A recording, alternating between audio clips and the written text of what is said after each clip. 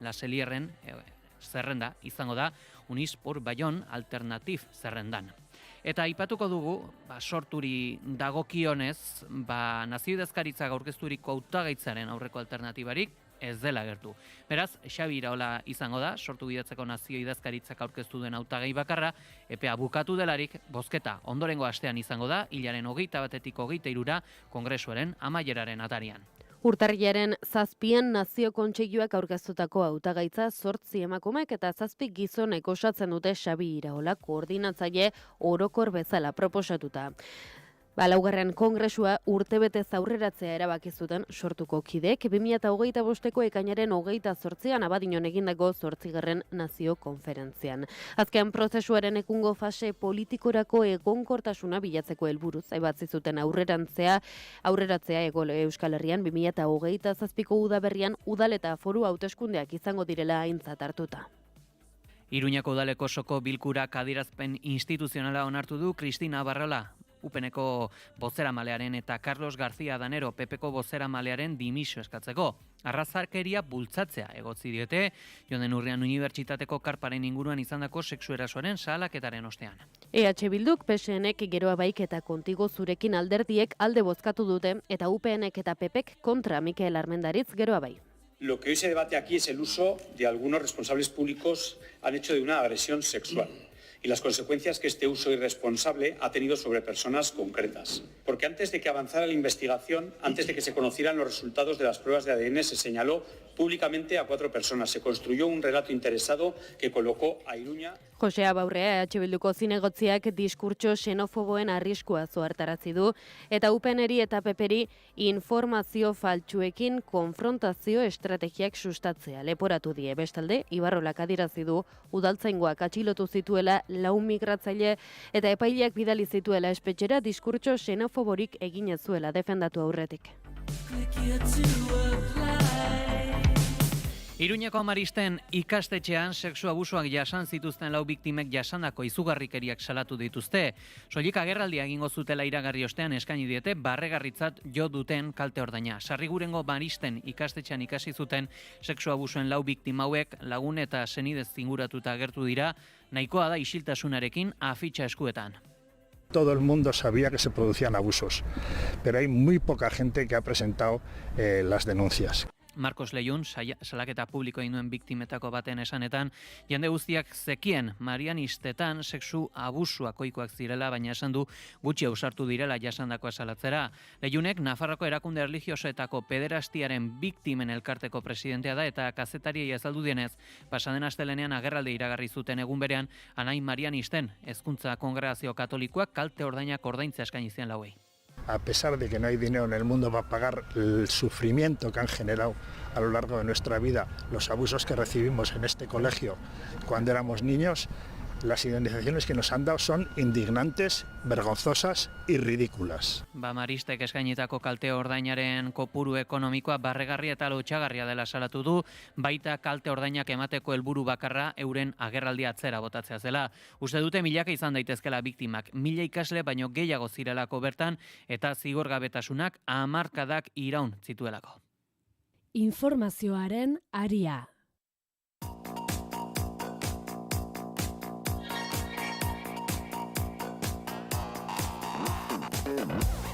Goizeko 8:21, badugu goiz honetan zer esan ekonomiari buruz, izan ere Euskal Herri osoko nekazari eta beltzainen traktorek biriatuko muga hartu dute. Europako Batasunak eta Mercosurrek lorturiko akordioak izango dituen kalteak salatzeko, baita dermatosi nodularraren bueltan erakundeak egiten ari diren kudeak eta kritikatzeko. Araba, Nafarroa eta Lapurdik etorritako traktoreak bat egin dute biriatuko bidesarian eskuineko errailan tokia hartzeko eta horrela trafikoa oztopatzeko. Gipuzkoako abeltzainak Zarautzetik abiatu dira goizean Irunera heltzeko. Zaisa aparkalekura eraman dituzte, ondoren traktoreak 300 ibilgailu inguruk eta 300 bat lagunek hartu dute parte protestan. Protestan 2 salaketa nagusi egin dituzte Europar Batasunak Mercosurrekin adostutako akordioa eta dermatosi nodularraren kudeaketa. Gariko hitz Nazabal EHN Gipuzkoako sindikatua.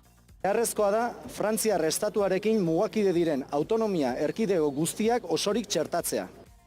Mobilizazioa ENBA, N, Gipuzkoa, UAGN eta ELB sindikatuek ditu dute eta Semillai Belarra taldeak ere sostengua adierazi die. Mobilizazio ere burutu dute medikuek eta greba mugagabea deitzeko aukera auspotu dute. Asteazken eta ostegun honetan greba gauzatu ostean gatazkak gora egin dezakela ohartarazi dute. Euskal Autonomia Erkidegoko medikuen sindikatuaren arabera jarraipena 20%koa da, gutxieneko zerbitzuak gehiegizkoak direlako. Ostegun honetan egindako bigarren greba egunean Hego Euskal Herriko medikuek estatutu propio baten behar aldarrikatu dute. Lan baldintzan eketxetarako negoziazio bide bat litzatekela ohartarazi dute. Osasun sistema nazionalarentzat lan egiten duten gainerako profesionaletatik oso bestelakoa. Egunetik egunera lan baldintzak okerragoak direla salatu dute eta kontziliaziorako aukerarik ematen ez dietela. Guardiako jardunaldien inguruan 24 orduko lanaldiak gehiegi direla esan dute eta mediku batek ez dituela 24 orduz bere lana egiteko beharrezko baldintzak betetzen. Aipatu beharra dugu baitare inflazio moteldu egin dela Hego Euskal Herrian 2025 urteko itxieran erregaien merkatzearekin eta pakete turistikoen igoera txikiagoagatik. Elikagaien prezioak hori bai izugarri gora egiten jarraitzen du, 4% gorakoa Araban eta Bizkaian. Murrizketa hori ez dator bat esan bezala elikagaien eta edari ez alkoholdunen prezioaren igoerarekin urteko aldaketa 4,4koa izan baita Araban, 4,1koa Bizkaian eta 3,4koa Nafarroan. Gipuzkoaren kasuan berakada txiki bat izan da urteko azken hilabetean 3,5tik 3,4.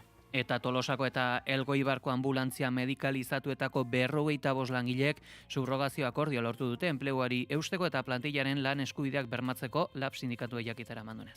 Ela ere pozik agertu da subrogaziorako akordiogatik. Ohar batean nabarmendu duenez, ekintza sindikalak Osakidetza bere planteamendu aldatzera behartu du anbulantzia horiek publifikatzeko prozesuan. Lakuako exekutiboak saldu ondon 5.500 eguzki panelen instalakuntzaren proiektuari argi berdea eman dio, instalazio horri ez zaiola ingurumen inpaktuaren ebaluazio arrunta egin jakinarazi dute ere.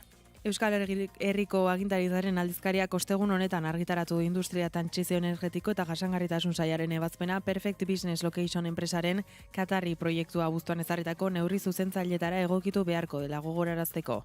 Deigarria da gobernu autonomikoak ingurumen jarraipenerako neurri babesle eta zuzentzaileak ezarri zituela proiektuak ingurumen inpaktuaren ebaluazio arrunta saiesta eragin zuena.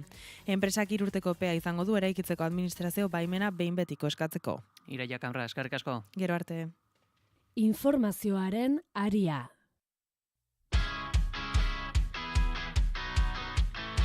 Joko dugu berriro nazioartera izan ere 5 egunez Siriako Alepon gehiengo kurdua bizi den bi auzorik garrantzitsuenetan erasoak egin ditu gobernu estremistak, gobernu talibanak. Bertan bizi ziren asko kalde egin behar izan dute eta beste zenbaitzuk bueltatzen hasi dira. Gehiengo kurdua duen Siriako indar demokratikoko soldaduek gobernuaren armadari hasieratik egin diote aurre, baina azkenean larun batean utzi behar izan zituzten armak.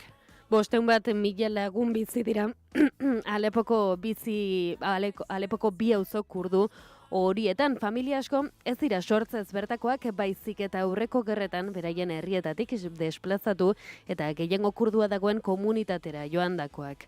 Azken hilabeteetan tentsioak gora egin du Siriako gobernu estremistaren eta Siriako indar demokratikoko armaden artean. Gerra berri baten aukera mahai gainean jarri da, baina azkenean isildu dira armak. 150.000 lagunek alde egin dute denbora honetan euren etxeetatik. Nazio Batuen erakundeko giza eskubideen koordinaziorako gobernuz kanpoko erakundearen esanetan, askorentzat Bashar al-Assaden erregimena kanporatu izanak ez du bakea ekarri kontrara. Kurduek diskriminaturek jarraitzen dute. Auzo horiek eremu militar itxi bezala kalifikatu, zibilei euren etxeetatik joateko eskatu eta Siriako indar demokratikoaren kontra suziriak jaurti zituzten. Horrekin batera, tankeak, morteroak edota infanteriako kainoiak dituzten kamionetak sartu ziren. Erresistentzia gogorra izan arren, azkenean Siriako gobernuaren armadak FDS-en posizioak kaltetu zituen. Pasaden asteko ostiralean ordu batzuetako suetena onartu zuten, zibilak ateratzeko batez ere. Milaka zauritu eragin zituzten, gehienak zibilak. Behin egoera kontrolpean izan ondoren, larun batean armadako ospitalak eta bulego ofizialak hartuta gradualki hasi ziren auzoetatik ateratzen. Siriako indar demokratikoko buruak esan duenez, nazioarteko bitartekaritzarekin zaurituak atera zibilak babestu eta bere armadako soldaduak autobusez atera dituzte. Ameriketako Estatu Batuetako gobernuak Estatu Islamikoaren kontra egiteko babestu zuen hasieratik Siriako indar demokratikoa, baina behin Bashar al-Assad erorita Donald Trumpek Ahmad al-Shara egungo presidentea babestu du. Bi aldeekin egoteko zaila ari zitzaion izaten Ameriketako Estatu Batuei, eta orain kurduak traizionatu ditu. Damaskoren beste aliatu nagusia Turkia da, eta honek beti erasotu ditu kurduak. Erasoen ondoren, FDS-ak estatuko armadan integratzeko zailtasun gehiago izan dira, eta kurduek Sirian duten autonomia babestu eta akordiora iristeko oztopoak martxan daudela dirudi. Giza laguntzak Gazan blokatua jarraitzen du eta Nazio Batuen erakundearen esanetan lekukorik gabeko genozidio baten aurrean gaude. Kazetarien hilketak, behatzaileen kanporaketak ala antolakunde humanitarioen paralisiaz ere mintzo dira. Nazio Batuen erakundeko giza eskubideen 21 adituk salaketa burutu dute, eraso militarrak zirenean genozidioa begibistakoa zela, baina orain lekukorik gabeko genozidio moduan definitu dute. Alegia testigurik ez dago, jazarpena etengabea da, hilketak eta giza laguntza erabat blokatuak dauzka Israelek. Many say the real number is horrendously higher. In what experts recognize being a genocide, one that kills. Azken orduetan Palestinan biziak salbatzen dituzten 37 antolakunderen ekimenak debekatuak dauzka Israelek eta lehendik oso kalteturik dauen gizarte zibilaren bizi iraupena ere kolokan dago. Eta azkenik esango dugu, zehazki igande honetan hauteskunde presidentzialak izango dituztela Portugalen. Marcelo Rebelo de Sousa 10 urtez egonda agintean eta bere ordezkoa hautatuko dute.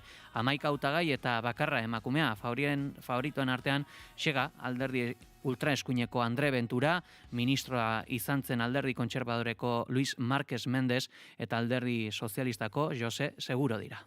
Hauteskundetako kanpainak bizia ari da izaten eta boto intentzioa aldatzen ari da zertxobait. Bigarren itzulira pasatzeko txartela inork ez zuela ziurtaturik dioten, naiz eta inkestetan babes gehien Andre Ventura ultraeskuindarrari ematen dioten. Bigarren itzulira pasa bai, baina presidente izateko aukera gutxi dituela diote adituek.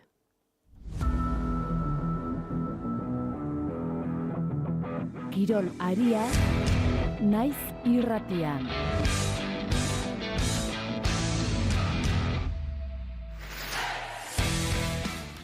Zortzitardiak, Kosner Baskoniak Anadolu FSi irabazi dio Istanbulgo Sinan Erdem Dome zelaian 75-89 eta denboraldi honetan Euroligan bisitari gisa lortutako lehen garaipena lortu du.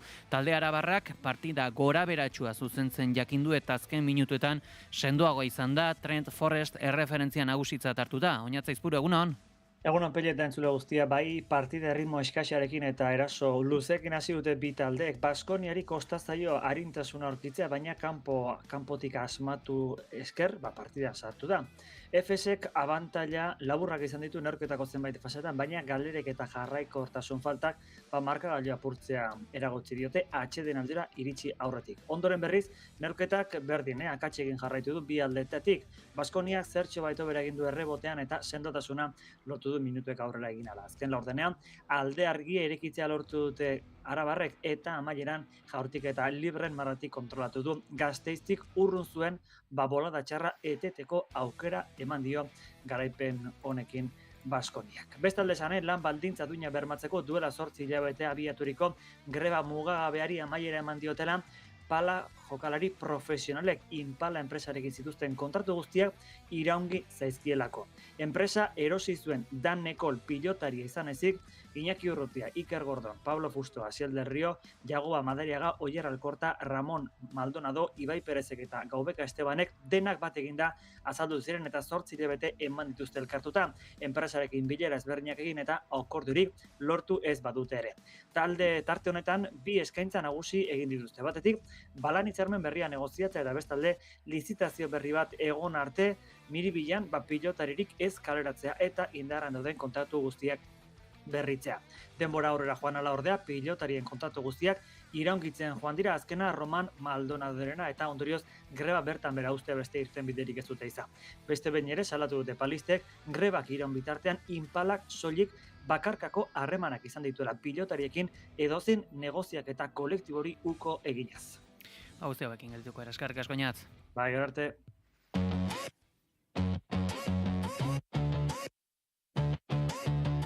Pirinio Atlantikoetako departamenduaren Baionako egoitzan euskaraz bizi nahi dugu esaldia margotzeatik auzipetuenganako elkartasunez eta euskaraz bizitzeko nahian berresteko urtarrilaren 31an epaiketa aurreko larun batean mobilizazio egingo du Euskal Herrian euskarazek. Joan den irailaren 27an Euskal Herrian euskaraz mugimenduko laukidek euskaraz bizi nahi dugu leloa margotu zuten Pirinio Atlantikoetako departamentuak Baionan duen egoitzan. Ekintza horregatik datorren otsailaren 5ean 4 militante horiek Baionako auzitegian epaituko dituzte. Euskal Herrian euskaldunak bigarren mailako herritarrek bezala tratatzen dituztela salatzeagatik epaituko dituztelakoan mobilizatzera deitu dute. Hego Euskal Herrian ere euskararen aurka bizi den oldarraldi judiziala dela eta Euskal Autonomia Erkidegoko Justizia Auzitegi Nagusiko Bilboko egoitzaren aurrean batu dira mugimenduko militanteak urtarrilaren 31an Baionan mobilizatzera deituz euskararen aurkako erasoak salatu eta euskararen errepublika aldarrikatzeko. Zinemaldiak azken edizioari begirako genero identifikazio txostena emandu argitara, jaialdia sektorearen ispilu den neurrian egoera ezer gutxi aldatu dela da ondorio nagusia, sail nagusian gainera jaitsi eginda emakume zinemagile kopurua. 2025ko edizioari begira osatu duten txostena eman berri dute argitara eta datuek agerian uzten dutenez ondorio nagusia aurreko edizioari begira ezer gutxi aurreratu dela da. Txostenean hastapen batzordeak ikusi dituen 3200 filmeak aztertzen ditu kategoria nagusietan emakumezkoek duten parte hartzea zehaztuz. Datu nagusia honakoa da.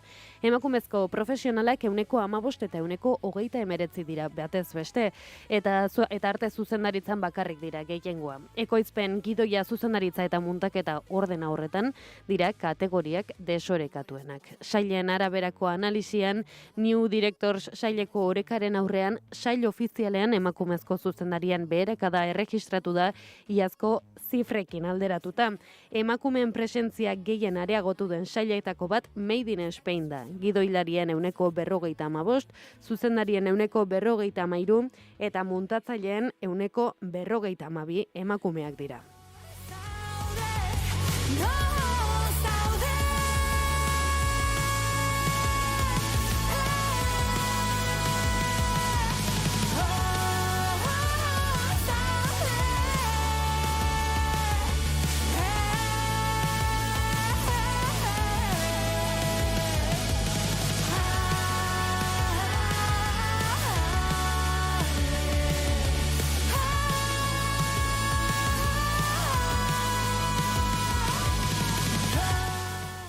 Eguraldia eta trafikoa naiz irratian. Eta albistegia borobiltzeko errepidetara begira jarri beharra dugu zaloa, bada une honetan nabarmentzeko jazoerarik?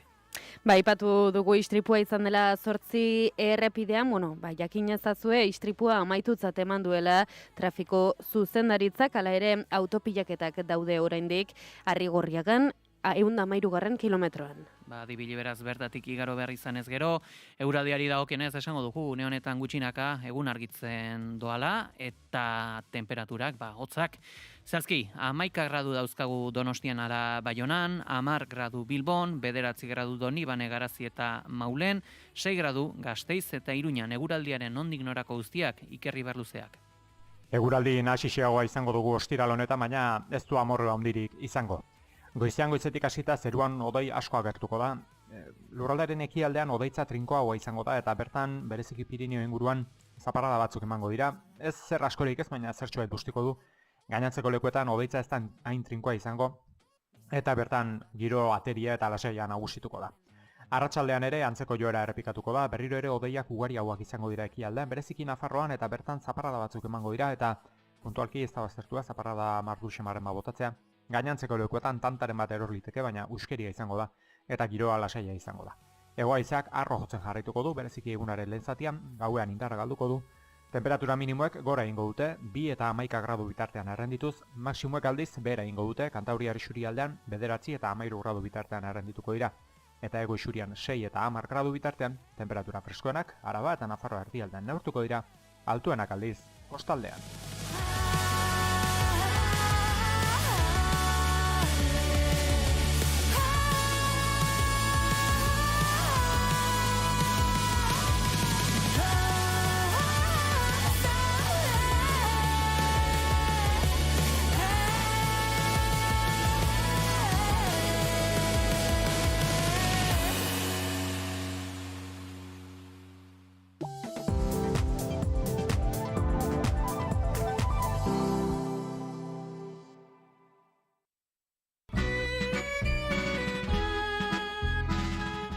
Presaitzek bere terretx ekarriko du Arriagantzokira.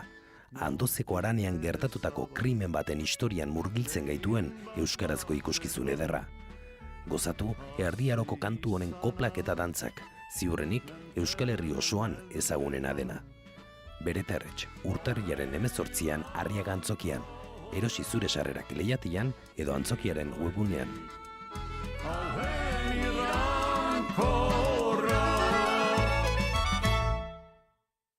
Burdindegi honek euneko pinu zerrautzezko peleta dauka, eta aholkularitzarik onena pelete estufetan eta premia bakoitzera egokitutako su egurrean. Algain Hondarribia eta Algain Astigarraga. Erantzunik profesionalena hauetan ere bai. Iturdinegia, tresnak, laneko arropa, eraikuntza materialak, pintura... Bai, Algainen!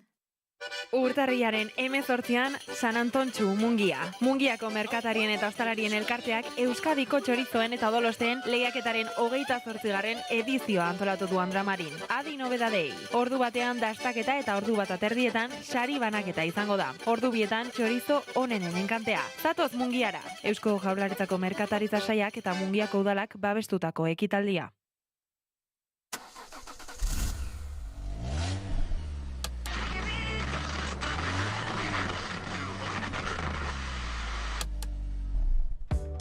Irratia kotxean argi eta ozen entzun nahi duzu, 2 urratsetan egin dezakezu.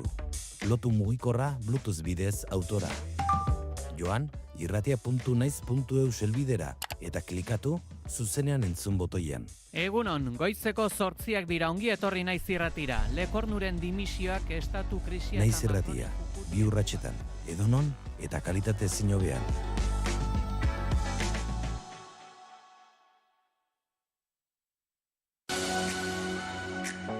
Arratsaleko 8 puntuan ditugu informazioaren ariaren 3. edizioan zaude. Arratsaldeon naizola. Arratsaldeon entzule, ongi etorri Naiz Irratira. Ongi etorri entzule informazioaren ariaren 3. edizioan zaude amarratuta. Eguna amaitzerako gertatutako guztiaren errepaso hausnartua dakar informazioaren ariaren 3. edizioak.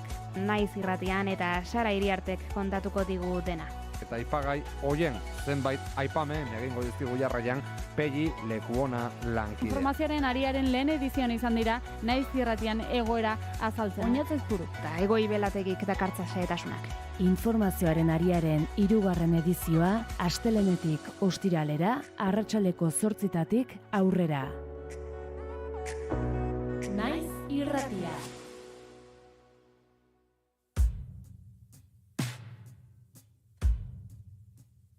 Beste dozein bezain zapaltzailea den estatu baten izena dukaleak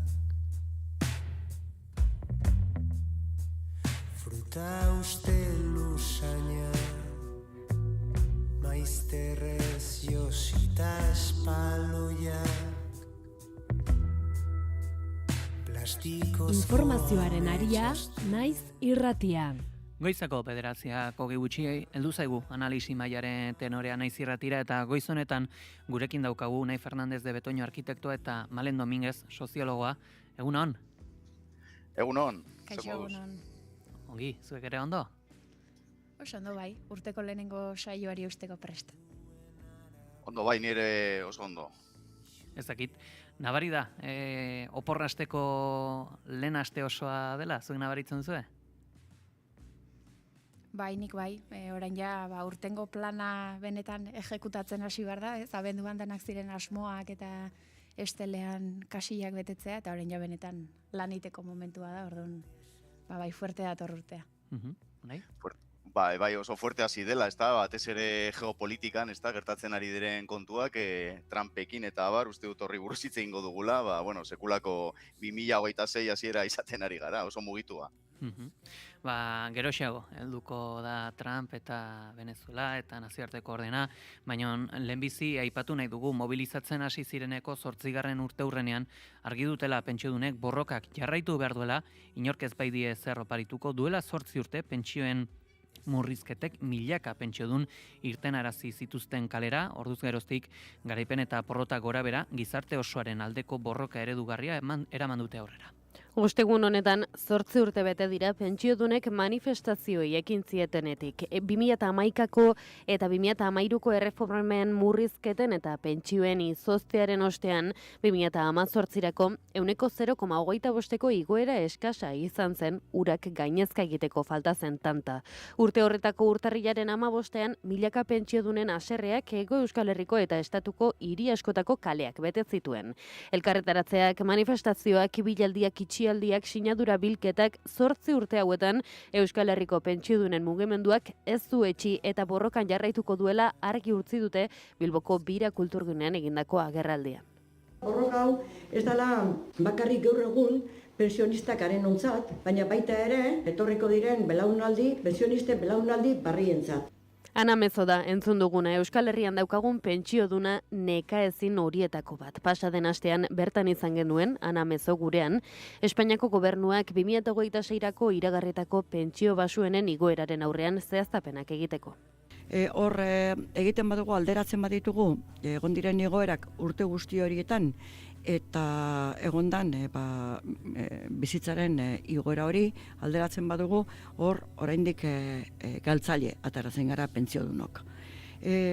Orduan hori da kontua eta galtzaileen artean handienak dira gutxienezko pensio txikietan pensio txikiak dituztenak. Hori da txarrena, ezta? Eta 2026rako planteatuta dagoen igoera guztia, horri igoerak desberdinak daude, edozelan ere. Hemen kaltetuak barriro ere geratzen dira, pensio txikiekin bizi behar duten horiek, ezta? Hauxe da, pentsiodunetatik atera dugun ikasgaietako bat. Borrokatu ambizioz zure eskubideengatik eta ez asetu errealak diren helburuak baino gutxiagorekin. Izan ere, gutxieneko pentsioduinen aldeko borrokak helburu ukaezina izaten jarraitzen duela argi utzi dute pentsiodunek. Haien datuen arabera gaur egun Nafarroako pentsiodunen 37,8 51.103 pentsiodunek. Eta Euskal Autonomia Erkidegoko 39,9 168.000 eta 66 lanbide arteko gutxieneko soldatatik beherako pentsioak dituzte, horietatik 65 emakumeak dira. Nafarroako parlamentuak gutxieneko pentsioaren osagarria igo du 2026rako 1.100 euroraino 14 ordainsaritan. Pentsiodunen mugimenduarentzat positiboa den arren igoera hori nahikoa ez dela adierazi dute bereziki eskatutako baldintzengatik.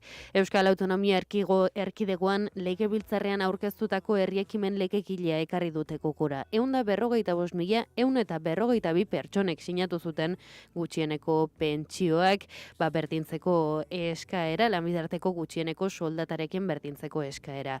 Baina EAJak eta PSek parlamentuan eztabaidatzea eragotzi zuten. Tramitera ere onartuko ez zutela jakin zuten egunean, Ana Mezorena izan zen gurean entzun zen salaketa. Orain egin beharko litzakena da tramitera sartu eta eztabaidatu. Hori da ukatzen dutena PNVek eta PSek. Ez badute aldatzen euren eritxea emetik eta 25 bitartean. Guk edo zelan be, atzo eskatu genuen beraiekin bilera bat, hain justu be, barriro gure aldarrikapenak eta gure argumentarioa azaltzeko, eta esateko hau desproposito itzela izango litzakela tramitera sartzea hori ukatzea. Egun batzuk geroago kexua gertatu zen gurean pentsidunen mugimenduko Jon Fano. Euren proposamena baztertzeaz gain, Lakuako gobernuko bazkideak ez zirelako gai izan pentsioak duintzeko kontraproposamen bat egin. Baina momentuz, haien aldetik ez dago beste proposamen alternatiborik. Orduan, ez dakigu azkenean zer egingo dute. Antza denez, gaur, kontra dauden EAJ eta PS aukera izango dute azaltzeko beren jarrera. Baina ez du ematen hori egingo dutenik. Orduan, aurkeztu dituzten argudiak guretzako oso pobreak dira, eta injustifikableak dira, goitik bera. Urrengo astelenean, urtarrilaren 19an 8 urteko borroka ospatuko dute Euskal Herriko plazetan. Eta era berean Euskal Gehiengo Sindikalak martxoaren 17 deitutako greba orokorra babestuko duela adierazi du Euskal Herriko pentsiodunen mugimenduak. Aipatuko dugu, pentsiodunen borrokak ez duela etenik, jada 8 urteko dinamika da, eta jakin nahi dugu, ea nola ikusten duzuen honen egoera. Malen, zurekin hasiko gara. Bueno, nik uste dut pentsionisten mugimenduak zerbait erakutsi badu da konstantzia eta diskurtso argi bat erakusteko gaitasuna eta nekaezinak direla gure Euskal Herriko pentsiodunak. Karo, hori ez dut gauza on bezala esaten, izan ere borrokan jarraitzen badute da, egiten dituzten eskakizun guzti horiek ez, pentsio duin bat eukitzekoak ez direlako guztiz betetzen eta borrokan jarraitza besterik ez dutelako aukera bezala. Nik hor, ni gaztea naiz 28 urte ditut eta ez urrun gelditzen zait pentsio dun izatearen hori, baino bai ikusten dut lan mundua prekarizatzen den bitartean, nekez lan mundua bera pentsio dunen aurre mundu bezala, nekez ikusten dut lan mundu prekario batetik pentsio sistema duin baterako salto hori egonalizatea. Orduan ez dikotomia horretan nola egonkortu edo nola duin du bai gazteok edo jubilatu arte egiten den lan hori eta gero pentsiodunen soldata. Orduan nik uste belaunaldi guztiei dagokigun gauza bat dela, pentsiodunek pairatzen dute zuzenean, baina prekarietatea bera lanean ari geranok ere sektore batzuek jasatzen dute eta gauza orokortu bat da. Orduan, politikariei dagokie horren gaineko erabakiak hartzea eta promesa horiek pixkanaka betetzen jutea, are gehiago pentsio prekario horiek jasatzen dituen zati handi bat, aipatu den bezala emakumeak direlako eta ezin delako onartu hori horrela izatea. Unai? Azkar esaten da 8 urte bete direla, borroka hori hasi zenetik, eta nik uste konstantzia azpimarratzeaz gain, Malenek esan bezala, nik uste eskuzabaltasuna ere azpimarratu daitekela, hain zuzen ere, gerora etorriko garenon alde ere borrokatzen ari direlako, orain igual 50 urteen inguruan gaudenok oraindik ez gara pentsiodunak, baina izango gara, berandu baino lehen, eta zentzu horretan eskuzabaltasuna ere azpimarratzekoa da. Ni politikari karguak izan nituenean, harremanaren bat izan nuen beraiekin, eta izugarria da zer nolako ekimena, zer nolako indarra daukaten, eta horrela bakarrik ulertzen da 8 urte egon izana. Nik uste azpimarratzekoa dela baita ere, segertatu den herri ekimen legegilearekin, aipatu duzue hasierako azalpenetan, eta nik gehituko nuke ETB maratoiarekin gertatutakoa, zahartzaro osasuntsuaren alde dirua bildu nahi zuten aurten, bakizue Bilduk legebiltzarrean esan zuela, hipokresia ariketa bat zala, ILP edo herri ekimen legegile hori tramiteera onartu ez izan ondoren, halako ekimen baten aldeko dirua biltzea, esan zuen ez duela parte hartuko, legebiltzarrak epertan bera utzi zuen, normalean egiten duten dantza eta besti baten, antzezpena ETB maratoirako, eta gero, ez da zabaldu, baino, deigarria da bildu duten dirua, izan dela iaz bildutakoaren erdia. Iaz 800.000 euro bildu ziren, aurten 400.000 euro izan dira, eta nik uste, nahiko argi ikusten duela horrek, baita ere gizarteak ikusten duela zer nolako kontraesanekin ari diren jokatzen EAJ eta PSE, pentsiodunen pentsio minimoen inguruan. Hor, zehazki, Nafarroan ere, jaso zen aurrekontuen bueltan akordioa lortu zutela, bai exekutibak, bai Bilduk, eta horren baitan ere, dedukzio fiskalen bitarteko pentsioen osagarritzea lortu zuten, 1.100 euro arte, ordaindu beharrekoan dedukzioak eginez, eta gainontzekoa konpentsatuz. Ez dakit, hori ogasunaren gaitasun bat da, eta ez dakit, pentsiodunak akaso jo beharko luketen beste ateetako bat orain izan beharko luke agian Foru Aldundiaren Malen? Bai, izan daiteke. Nik uste pentsiodunek jorratu beharko lituzketela beraiek posible dituzten bide horiek eta aipatu bezun ogasunarena bat izan daiteke. Egia da, fiskalitatean progresibotasuna edo, ezakit konkretuki hitz hori erabiltzen den, baina bai, soldata altuenek dutenek zerga altuagoak ordaintzea eta kontsumoaren gaineko zerga beharrean gehiago norbere errentaren gaineko zerga hori oso garrantzitsua iruditzen zait eta pentsiodunek ere hor ireki beharko lukete beraien bidea. Unai? Bueno, nik uste egia da, baina hau ezin da bihurtu jo ezazu hurrengo batean, halako esaldi batean, eta nik uste legebiltzarrean ondo bideratuta dagoela eskaera, beraiek eskatzen dutena da pentsio minimoak berdintzea lanbide arteko soldata minimoarekin, eta gero hori nola osatzen den, erabakiko dute benetan ejekutiboan dauden politikariek. Uste badute, ogasunek osatu egin behar dutela, ez dakit IRPF-aren bidez edo bestelako zergen bidez, egin dezatela, baina nik uste, legebiltzarrean ondo eginda dagoela eskaera, eta zentzu horretan, EAJak eta PSek esan dute hau ez dela gure eskumena, baina argi dago nahi baldin bada, bilatu daitezkela moduak, aipatu dezuna izan daiteke modu bat, beste modu batzuk ere egongo dira, eta nahi baldin bada, borondate politikoa baldin badago, nik uste aldarri hori gauzatu daitekela eta gauzatu beharko litzatekela. Hor zehazki, aurre ikusten da baita ere pentsiodunen hurrengo pausua izango dela, legebiltzarreko hainbat batzordetan izango direla, enplegu, berdintasun eta okerrez banago autogobernuarenan ere bai ezakit zer eragin dezakete agerraldi hauek, Unai? Presioarekin jarraitzea, berriz ere mahai gainean jartzea gertatzen ari dena, eta esan bezala, eskatzea politikariei, pizkat imaginazioa izan dezaten, ezinezkoa omen den hori gauzatua izan dadin, bide batetik edo beste bide batetik. Ogasunaren bidetik baldin bada, nik uste, jaurlaritzak nahi izan duenean ere, aldaketak egin izan ditu IRPF-ean. Esate baterako Urkulluk bi deflaktazio aprobatu zituen duela ez gehiegi, eta zentzu horretan nahi denean jaurlaritzak esaten die diputazioei aldaketak egin ditzaten haien zerga ereduan. Beraz, legebiltzarreko batzorde ezberdinetan egongo badira, txapo jarraituko dute nolabait beraien diskursoa gizarteratzen eta bilatzen soluzio horiek osatzeko pentsioak.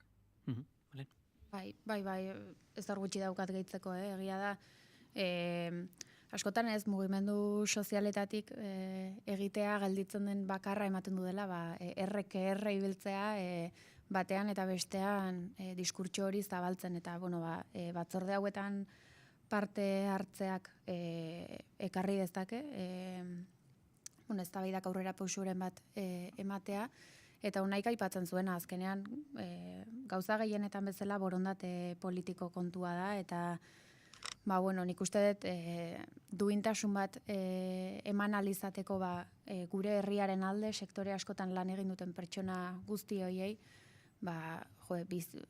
bizitzako fase horretan, duinki bizitzeko baldintzak eman behar zaizkiela, horren beste aldatu den mundu batean, eta pertsona horietako askok lan merkatuan aritu ez badira ere, merezi dutelako duinki bizitzeko zahartzaro bat. Unai, interesgarria da, lehen emaduzun datua, EITB maratoiari buruz, bildutako aiazko erdia izan dela, 400.000 euro. Ezakit hau izan note daitekeen zantzu bat, baina gogoan dut herriekimen legegila, bertan bera gelditu zen bitartean pentsiodunek inguratu egin zutela Gasteizko legebiltzarra eta oihukatzen zuten gauzetako bat bazen, boto emateko garaian gogoan izango zutela egun hartan gertaturikoa, noski, urrengo bozketaentzako, orainikan badago denbora tarte luze bat, ezakit jendeak, gizarteak, ezakit agian EITB-rekin gertaturikoa zantzu bat izan daiteken edo, baina jendeak gogoan izango du hori, Unai? Bai, zalantzari gabe. Eta nik uste maratoiarena, bai dala zantzu interesgarri bat, ez da? ez da kontua, ez da gutxiago bildu dela, baizik eta erdia, baino gutxiago bildu dela, desente da. Horrek ere erakusten digu nortzuk diren halako kanpainetan dirua ematen dutenak eta zuk esan bezala nortzuk bozkatzen duten. Ze, karo, hitz egiten ari gara, oraintxe bertan pentsiodunen mugimenduan daudenak berehala izango dira baby boomerrak, garai hartako, belaunaldi hartako personak, persona asko dira demografikoki, eta zentzu horretan badukate, indarra, eragina izateko, bai maratoi batean egiten diren diru bilketetan edo zuk esan bezala hauteskundeetan. Beraz, nik uste oso kontuan hartzekoa da, beraien iritzia, gainera eskatzen ari direna, nik uste interes orokorraren aldeko eskaera bat dala, aldarri bat dala, eta zentzu horretan, modu batean ala bestean lehen esan bezala, imaginazioa erabilita, nik uste osatu egin behar direla, naiz eta gurea ez izan zuzenean eskumen hori, beste modu batzuetara osatu daitezkela pentsio minimo horiek. Bale? Bai. Nik uste dut, unaik aipatzen zuen EITB maratoiarena, eta nik egia esan gaia jakin nuenean sorpresa ez atxegin bezala ikusi nuen, hipokresia hitza aipatu da, nik ezakita aurpegi zuriketa bat, jendearen aurrean erakusteko, hau egiten ari gera, pertsona zaharren alde, eta, ez dakit, niri egia esan, irutze zait, aurten etzela urtea, gai hori aukeratzeko, eta, egongo direla momentuak, gaia benetan, jendearen aldekotasun batekin dagoenean, eta ikusten denean benetan, jaurlaritzak ere horren aldeko defentsa egiten duela, eta, ez dagoela hor desoreka bat transmititu nahi den eta egiten denaren artean. Orduan, nik uste hori dela jendeak gehien gatazkatsu bezala ikusten duena, diskurtso diferentzia eta horrek serrea eragiten du. Goizeko 9 izan daitezen, 5 segundu besterik ez zaizkigu gelditzen une honetan.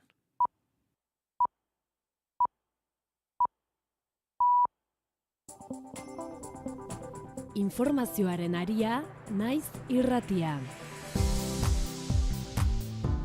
Goizeko 9, mugarik gabeko medikuak erakundeak Greziako migrazioaren lege proiektua zohartarazi du, ostegunetan lan humanitarioa kriminalizatzen duela eta bizitzak salbatzen dituztenak edo arreta medikoa ematen dutenak zigortzen dituela salatuz. Salba Badiola, egunon?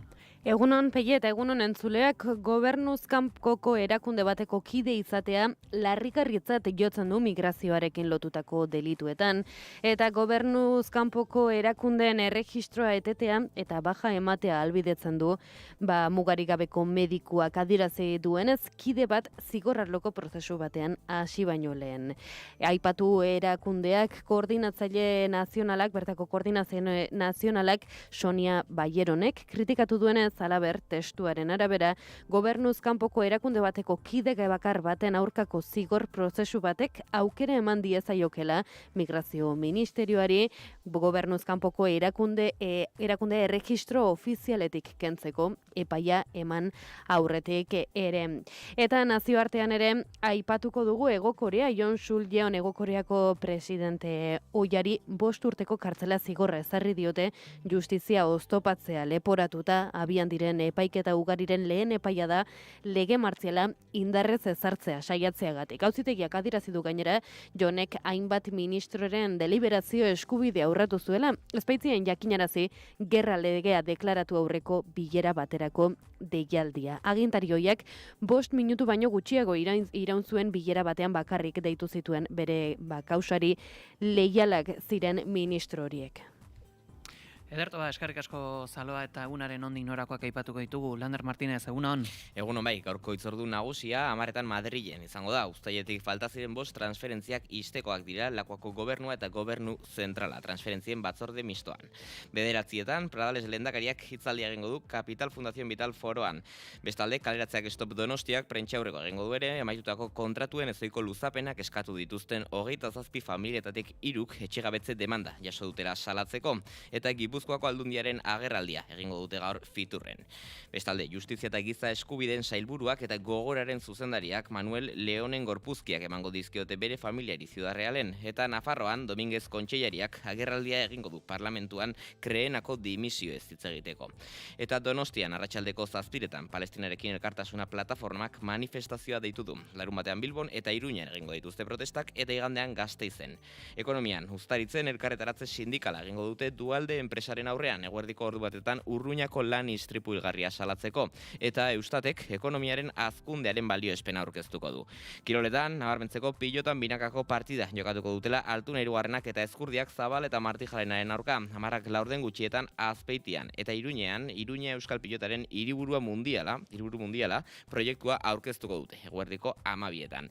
Bestalde, futboleko, saskibaloiko eta eskubaloiko euskal taldeek asteburuan zehar jokatuko dituzte euren partidak, futbolean Atletik eta Osasunaren mutilen taldeek larun batean eta Errealak igandean, eta F Ligan bihar jokatuko du Eibarrek Madrilen aurka. Saskibaloian Bilbao Basketen partida asteburuan eta eskubaloian EHF European Cup jokatuko dute Betionak taldeko neskek.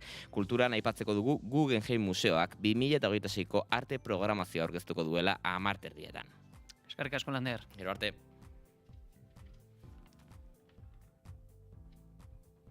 Eguraldia eta trafikoa naiz irratian. Errepidetan bada nabarmentzeko jazoerarik? Autopilaketak ditugu 8 errepidean Pegia Herrigorriakan 113. kilometroan gaur goizean goiz izan den istripu bategatik istripua amaitutzat eman du trafiko zuzendaritzak. Ados, dibili bertatik igaro behar izan ez gero, euraldiari dagokenez esango dugu, temperatura hotzak dauzkagula goiz honetan, 11 gradu Donostiala Baionan, 10 gradu Bilbon, 9 gradu Donibane Garazi eta Maulen, 6 gradu Iruña eta Gasteizen. Eguraldiaren ondik norako guztiak Ikerri Barluzeak. Eguraldi nahasiagoa izango dugu ostiral honetan, baina ez du amorru handirik izango. Goizean goizetik hasita zeruan hodei asko agertuko da. Lurraldearen ekialdean hodeitza trinkoagoa izango da eta bertan bereziki Pirinio inguruan zaparrada batzuk emango dira. Ez zer askorik ez, baina zertxoet bustiko du. Gainantzeko lekuetan hodeitza ez da hain trinkoa izango eta bertan giro ateria eta lasaia nagusituko da. Arratsaldean ere antzeko joera errepikatuko da, berriro ere hodeiak ugariagoak izango dira ekialdean, bereziki Nafarroan eta bertan zaparrada batzuk emango dira eta puntualki ez da baztertua zaparrada marduxemaren botatzea. Gainantzeko lekuetan tantaren bat eror liteke, baina uskeria izango da eta giroa lasaia izango da.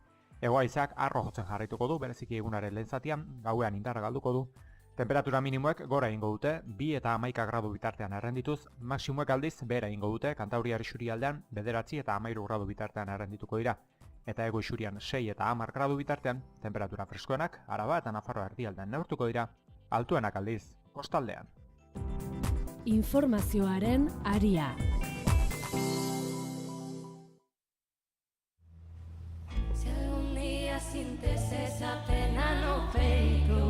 Bizi lasai. Ez diozu inori ezerta mostratu behar. Eukiko banu, argitasuna aukera azken momentu horretan maite dudan norbaiti zerbait esateko, sakontasun horrekin. Azken kafea podcastean, heriotzari buruz hitz egiteko espazio seguru bat sortu du Urtzi Ugaldek. Ertz ezberdinak saiatuko gara ikutzen, heriotzaren ertz ezberdinak eta tabu ezberdinak eta denen artean biguntzen saiatu, ez? Eta oraindik ere batzutan pentsatzen du, eskenik kostatzen zaita asko negar egitea sentitzen dut, ez? Asteartero 6etan, Naiz Irratian eta ondoren webgunean eta podcast plataformetan. Que os mañana siempre tenga calma.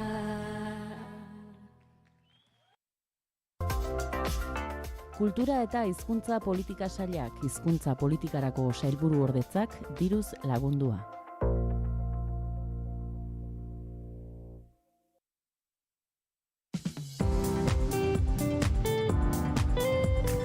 Informazioaren aria.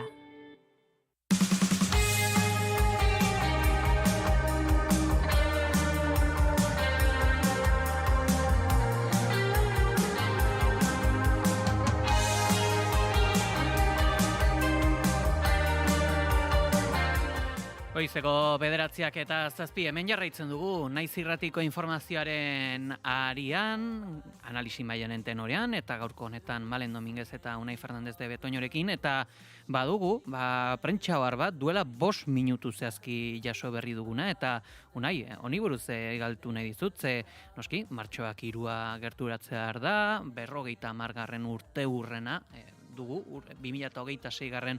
urte honetan sarraskiaz, eta aipatzen dute, ohar honetan Elalab, Esteila SSK eta Martxoak 3 elkarteak, urte honetarako mobilizazioaren leloa izango dela, memoria, antolakuntza eta borroka, zehazki 50 urte hauetan indartu nahi izan duten guztia jasotzen dela bertana. Aipatzen da, memoria bizirik mantentzeko egindako lana aitortzeak bultzatzen diela, urtero Gasteizen poliziak hildako 5 langileak gogoratzea eta omentzera, baita Basaurin eta Tarragonan poliziaren errepresioaren biktima izan ziren 2 gazte solidarioak eta une hartan zauritutako eta erreprimituriko pertsona guztiak ere, hainbat belaunaldi markatu dituen borroka ere gogoratu nahi dute.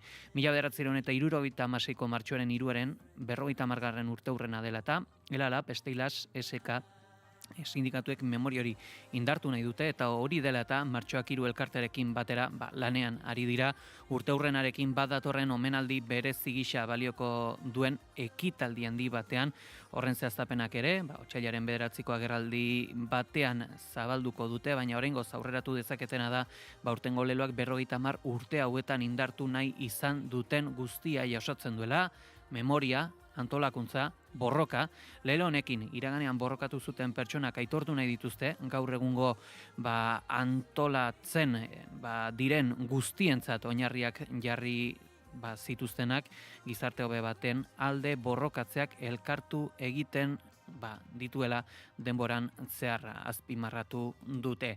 Bueno, hauxe da, goiz honetako azken orduetako bat ere, eta Unai, ezakit zu gasteiztar bezala, 50. urte urren honi dagokionez, zer nolako espektatibak edo zer espero duzu aurten?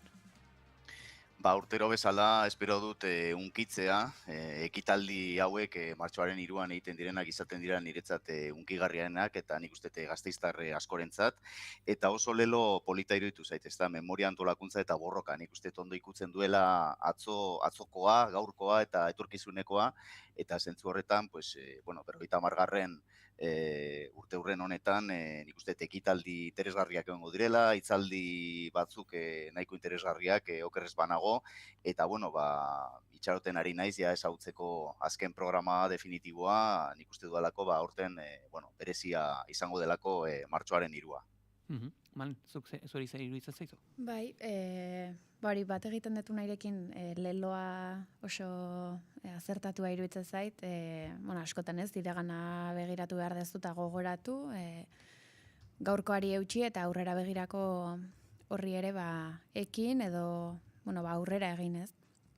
Nik uste dut, indarkeria polizialaren inguruko salaketa bat da beste askoren artean, beste hainbat eriotza ere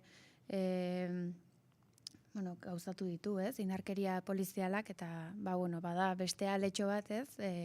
Polizia ereduaren inguruan edo segurtasunaren inguruan nolako euskal jendartean nahi dugun pentsatzea, gogorarazten digun ekimen horietako bat, ez? Gaur egun nolakoa nahi dugu izatea gure segurtasun eredua. Bederatziak eta 11 dira, gaurko honetan ere bestelako kontuak dauzkako aipagai izan ere, ikusentzunezkoen arloan errotua dagoen matxismoari aurre egiteko protokoloa abian jarri du, edo jarriko du, hemen elkarteak eta euskal aktoren batasunak, horretarako ere inkesta egin dute eta galdekatuen 47,7% dio, ez duela segurtasunik sentitzen bere sektorean, beraz, honi buruz gehiago jakiteko gurekin da Garazi Arregi ikerketa honen egile, egunon? Egunon. Datu kezkagarria da, 47,8% diola ez dutela segurtasunik sentitzen sektorean, ez dakit zer esan nahi du honek, zer azaldu dizute honen bueltan? Bai, oso kezkagarria da bai datu eta bai txostenen agertzen dian beste datu guztik, eta erakutsi diguna bat ez deola ondorio orokorra da sektore hauetan, ikus-entzunezkoetan eta artestenikotan, indarkeria oso errotuta dagoela eta gertatzen dian kasuk ez diala kasu isoratuk. Jakin ahal izan duzue, horre, segurtasunez sentipen horren arrazoietaz? Bai, askok esatez diguen dala sektore batzuk lerrok oso finak izate aukatera segun nun, bai entxegutan, aizialdi momentutan, ez? Laneko harremanetatik eratortako afari, jaialdi, promozio, ekitaldi horiek, diala, sektore bat askotan lerrok oso finak diala eta arriskuan dia daola gertatzea ukan honen ingurun, ez? Horre, jakine dugu, baita ere, esanguratsua ere badela, horre matxismoa nabarmena ere badela botere harremanen baitan, zer azaldu izute galdekatuek zentzu honetan? Bai, hoen izan detenakin lotuta, indarkeria jasan duten horien arten, askok esan digue, askok, ia 180 esan du, indarkeria hori jasan dula, hierarkiaz edo botereaz baliatu da norbaitengatik. Orduan, esan deten guztia da lotuta, lerroko sofinak sektore hontan, eta botere handia, eta botere abusu asko ematen diala. Hor, baita ere, ez dakit aipatu ote den edo behintzat eragina ote duen indarkeria matxistako kasu hauetan, akaso jazarleak izan dezakela demagun komatxo artean gizartean prestigioa edo eta esanguratsua denikan? Bai, horregatik beldurra handia dago, eta askok esatez duten horrek ematez dula isiltasunea, ez txalatzea. Azkenen sektore honetan igual, botere handia daukan horbaitek edo izen ez oso importantea da batek zerbait inezkeo, esatez dula, zertako salatuko, gero ez lan aukiko, ez diate sinistuko orduan arazoa eta oso grabea da, sektoren. Horre ere, ezakit ikertu ahal izan duzu aktoren artean baute dagoen isiltasunik edo beldurrik? Bai, inditeu inkestak, gero 5 elkarrizketa sakon eta fokus grupak, 3 fase izan ditu diagnostiko honek eta denetan hartu du parte, bai emakumezkok eta bai gizonezkok, ez zeon bakarrekan emakumezkoi zentralizatuta. Orduan denetan nahi patztan esate dugu hau dena, bai. Eta gizonezkoek zer esaten zuten? Bai, beheke baita ikustezuela botere hau, beheke baita sentituziala, askotan ezin zuela ezerrinez eta morru puntxu hori bazeukatela eta askotan izan diala bai testigu edo norbaitek kontatu izan diela kasun bat eta hori dala zerbait errotik hartu behar dana eta protokoloan helburua orduan ez da bakarrikan kasu horietan zentratzea baizik eta prebentzio estruktural bat itea, lehenago prebenitzea gertatu aurretik. Horre baita ere, pentsatzen dugu, noski, aktore edo ikusentzuneztako arloko behargin baten egoera, beti ere izaten da oso lotua prekaritateari, ala une batean lanean izateari, gero bat izateari, olako gora bera horiei. Ezakit, horretan ere, salatzera jotzeko garaian ere, hori ere bestelako oztopa bat izaten da? Claro, bai guztiz, eta gaina hoxi azmarratzea, ze indarkeria mota gaien duan, justenen gehiena izan da psikologikoa, gero sexuala eta 3. postun dago lan esplotazioa, ez eotea argi, hasieran esatea gauza bat ordainduko ditula, gero beste bat ordaintzea, eta beste hainbat adibide. Horre aipatu dituzu ere, publikok indarkeria matxista egiteak ere baduen eraginaz edo astungarriaz? Bai, azkenen dena da lotuta ez sektore honetan eta beste askotan, beraz, guk bai ikusentzunezkotan eta artestenikotan berriz konprobatu dugu hoxe holaxe dela. Baita ere, iragarri da protokolo baten sorrera, jakine dugu, nolako elementuak jaso beharko lituzke protokolo honek? Bai, egia da, lehenagotikan beste komunitate autonomo batutan badaola protokoloa zehazki sektore hauetan zentratuta, eta hori izan zara pixkat abia puntua ez, eaen sortzea baita hemen ez da horako, espezifikoki sektorea guztutako protokolo bat. Orduan pixkat behaien pausok jarraitzea da helburua eta bat ez deola titular batzuk modun emateko, arreta zerbitzu bat eotea, kontratutan edo kontratatzea konpertsona bat protokoloren existentziaz informatzea, intimitate koordinatzaia badaola, baina figura hori indartzea eta pixkat jarraitzea ja inda lan hoi, beste komunitate batzutan. Horre protokolo hori horre aipatzen zenuen, prebentzio horretaz ez dakite, prebentzio hori sustatzeko protokoliak aipatu dituzu neurritatik arago, zer nolako beste elementuak jasoko lituzke? Bai, hoi indikan lantzen nahi ga, baino izango litzake formazio batzuk jasotzea, adibidez, prebentzio horrei lotuta, ez dakit, igual tontakeri bat emateuka, baino entxegutan, kartelak eotea, esaten hemen ez dugu onartzen, inolako abusurik, detaile txikik emateuela, igual ez duela eraginik izango, baino, azkenen nunbaitetik ikasteko badala, ez? Hor ikustea, presente eotea, eta batez, dena argi uztea entxeguk edo grabazio bat edo hasi aurretik. Azken urte hauetan ere, sortu da, aipatzen zenuen intimitate koordinatzailearen figura, ikerketan fokus grupo horietan hitz egin da honi buruz? Bai, eta denek esatez duen guztiz garrantzitsua dela, azkenen dara behientzat segurtasuna emateien figura bat. Grabatzen hasteakon, estena intimo bat jakitea pertsona bat daola hor limitek pasatzen da maila askotan pasa izan dialako frenatu ingoula, eta ez titula hori ikitsiko beste kasu askotan gertatuan bezala, emateie kriston segurtasuna ordun oso pauso garrantzitsua izan zen, eta guk hortan nahi dugu jarri indarra baita. Horra ez dakit, Euskal Herrian bada intimitate koordinatzailerik? Ni ez nahi sektoreko, ni naiz sektorea ez ezer, baino figura hau ja martxan dago, bai.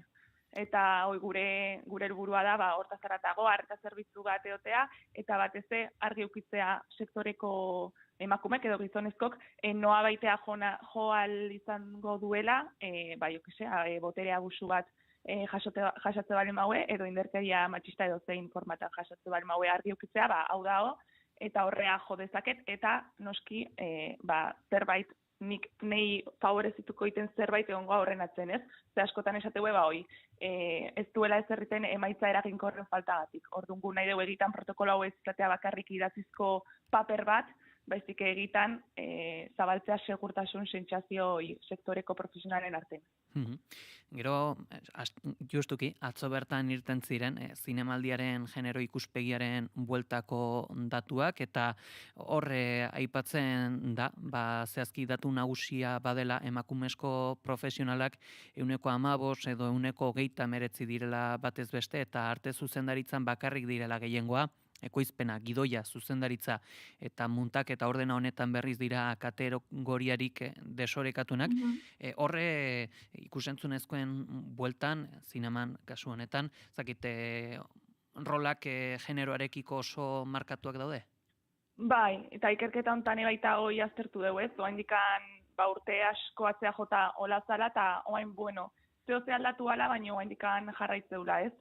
Desberdintasun horiek egoten, eta segun ze postu genero batei edo besteai lotzen. Beraz, horroenikan baita ikusi deu lanketa handia iteko daola naiz eta emakumek indarrasko hartu deun, historikoki gizonezko plazak esango dugu izan dian hoietan.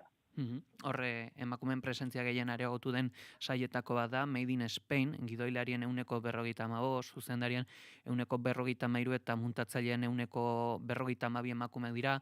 Zakit, Euskal Herriari dagokionez, nolakoa da egoera posizio hauetan? Egia esan nik ez dakit oso ondo horren ingurun, baina nik behintzat aztertituten profesionalen arten edo itzein deten profesionalen arten, bai daola, gero eta emakume gehiago esan dituzun sektorietan, baino, nabarbentzen zeaten, oain dikan behien leku baiteko hor, bai askotan inbar dituztera gauzak, bastakita adibide bat jarriko ditut kamera batez, igual gizonezko askon arten lanen, eta sentitzea emakume izateagatikan bakarrik, okaso gutxigo, o ez entzun, o pixu bat eramateko lagunduko izu tau eramaten aldeztunen perfectamente, ez dakit. Olako mila adibide guaindikan naizta lanpostuetan emakumek gero eta indargeio hartu, ikuste dela konportamentu batzuk erakuste guela guaindikan asko da oleiteko. Adi, izango era datorren protokolo horri, Garazi Arregi, mila esker goizon eta gurean izateagatik. Mila esker zuei, aio. Datu aski esanguratsuak ikusentzunezko eta zinema munduari dagokionez, ez dakit, esan digu, eta kaso deigarria ere bada, noski, oso ogibide propio ere badela ikusentzunezkoena, eta aipatzen zuen esaterako, edo harreta deitu diana, lerroak oso finak direla, eta hor badaudela, halako egoera batzuk lanetik kanpo daudenak, aisialdia, promozio garaiak, bueno, ez dakit, ze iradoki dizuen honek Malen zurekin hasiko era.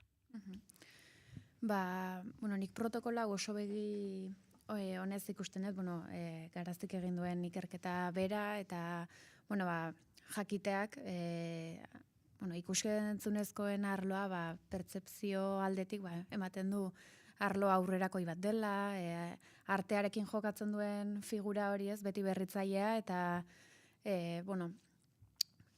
hausteko prest dagoena eta aurrerakoia, nik pixkat pertzepzio horretatik ikusten dut mundu hori, baina gero egia da ateratzen diren kasuekin, eta gero pixkanaka ikusten dezunean hor ze dinosaurio festa edo gizon festa dagoen, pixkat deseraiki egiten da hasierako pertzepzio hori.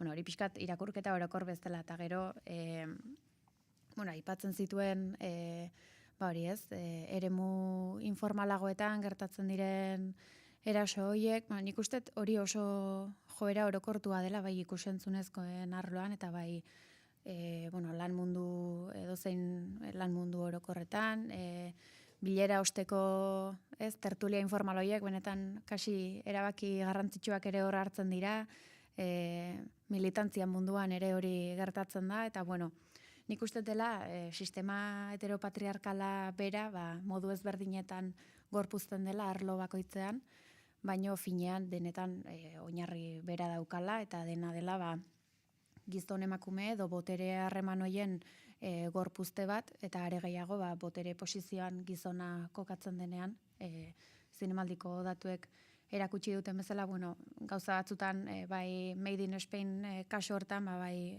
emakumeak dira modu orekatuago batean agertzen direnak, baina ez da kontu orokor bat sektorean bertan. Bai?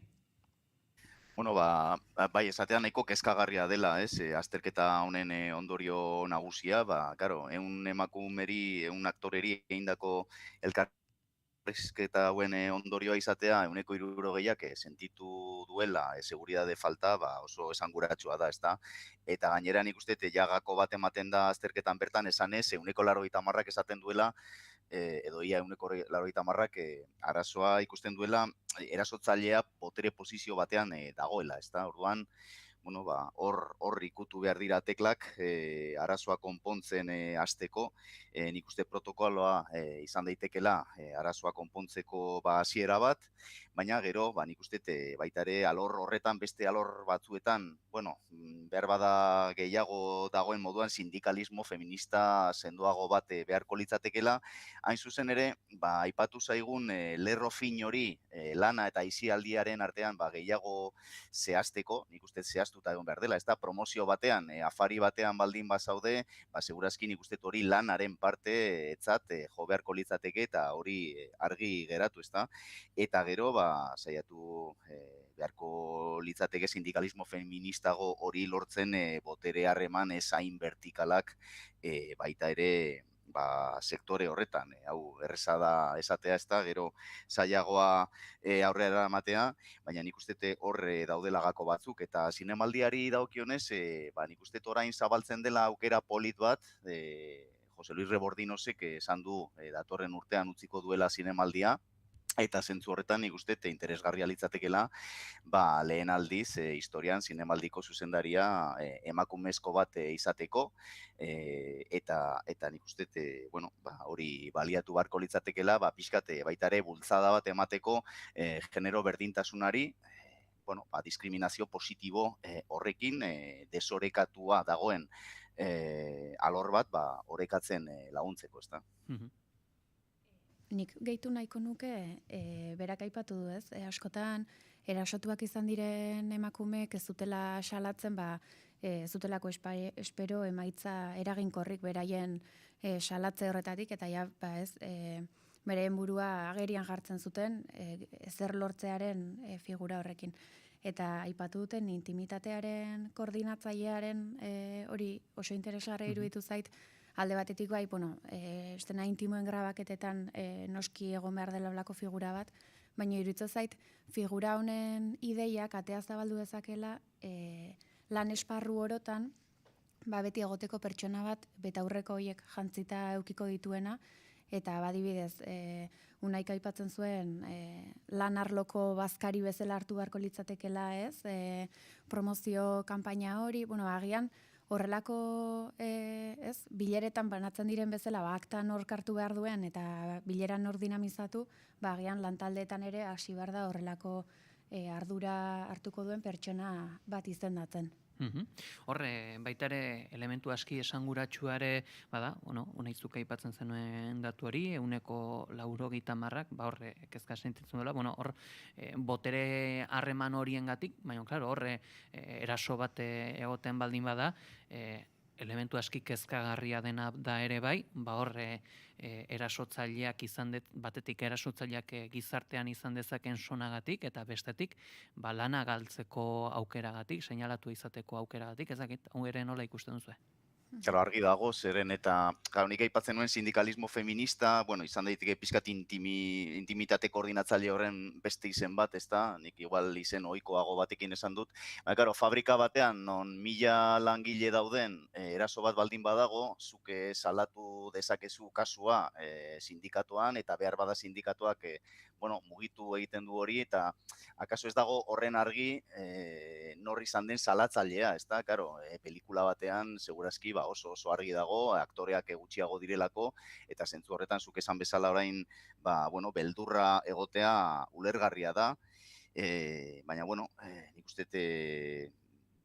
uste lana egin behar dela sindikalismo edo intimidade koordinatzaile edo alako figuraren batean, mugak argi usteko erasotzaileen artean, eta eraso horiek askotan, orain esan da, behar bada ez dira horren beste sexualak, gutxienez, lehenen postuan komentatu digu Garazi Arregik izaten dira psikologikoak, ez da? Behar bada hasieratik arauak eta mugak argi utzi behar dira. Bai, nik uste dut, buelta, ikerketa honek aukera ireki behar du modu orokorrago batean ikusteko lan munduan, eta hemen espreski lantzen den ikusentzunezkoen arloan, nola gauzatzen diren indarkeria kasuak. Beldurra izatearena nik ulertzen dut, guztiz normala da eta zilegi da, eta ulertuta ere zilegi izaten jarraituko luke, lana galtzeko posizio batean zaudenean, eraso hori salatzeko figura zure abegikorra ez denean, edo ez da bat ere giro atsegina zure konfort eremua sortzeko eta babestuta sentitzeko. Nik uste dut alde horretatik, balizko erasotuak izan gaitezken pertsona guztiok, jaso beharko genukela ezakit formakuntza den, edo bai alduntze bat ikusten delako, beldurra zergatik sentitu behar du beldurra erasotuak. Beldurra sentitu beharko luke erasotzaileak egiten ari den horrek erantzukizun bat duelako eta ondorio batzuk ekarri behar dituelako. Noski figura garrantzitsu bat zeran enean, impunidade horretatik jokatzen duzu eta ikusten dira, abeslari famatuetan eta horrelako kasu asko atera dira azken boladan, eta nik uste dut egon direla azken urteetan bortxaketa masiboen perikot kasuan, eta nola beldurra aldez aldatu behar den, eta agian erasotua izan zeranaren hori oso pertsonala da, baino batzuetan behitu aurrera pausu hori eman, eta agerian jarri behar dena bestea da, eta zu bestu behar zaitu intimitate koordinatzaile honek edo zure langiro horrek pauso hori eman dezazun. Orduan, hori beldurra aldez aldatzearena oso garrantzitsua da.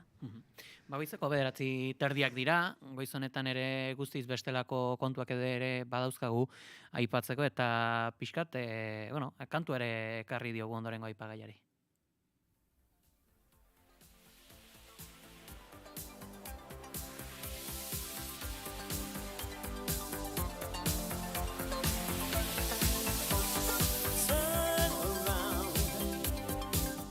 Uztailan iragarritako 5 eskuduntza sinatuko ditu gaur Lakuako gobernuak beste 16 itxaronaldian dauden bitartean. Goizeko 10:00 deitu dute eskuduntzen batzorde mistoa Madrilen, azken minutuan itxi dituzte eskuduntzak bilera bertan bera geldituko zenaren espekulazio artean.